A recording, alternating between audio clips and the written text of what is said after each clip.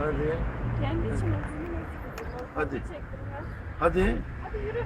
Yürü hadi de. Amca gidecek hadi yürü. Hadi yürü. Yürü hadi yağmur yağıyor yoksa. Hadi Kerem'in motorundan almaya gidelim. Ay. Ay. Ay. Tamam. Bravo. Hızlı yürü. Hızlı yürü efendim. Bitti az kaldı. Hadi oğlum. Az kaldı. Hadi az kaldı. Çabuk. He.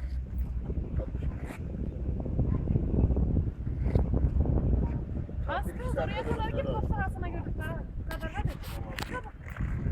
Tamam abla kolay gelsin. Kendine iyi bak. Siz babanla gidin. Tamam olur. Gel efendim. Çabuk yürü. Baban geç kalıyor. Efe. Araba orada ama. Hadi. O yedi vites değil mi lan? Efe. Ben gidiyorum hadi görüşürüz bay bay. Bekle geliyor mu? Oradan sen de git orada bir bisikletine. Ben Efe götürecektim ama Mehmet. Oğlum, iki Bisikletini vites bırak ben seni götüreyim gel. Hayır oğlumu götür. Koş. Araba sana yapacak. Koş. Gidersen daha gelmez. Koş. Hadi gel arabamızı al.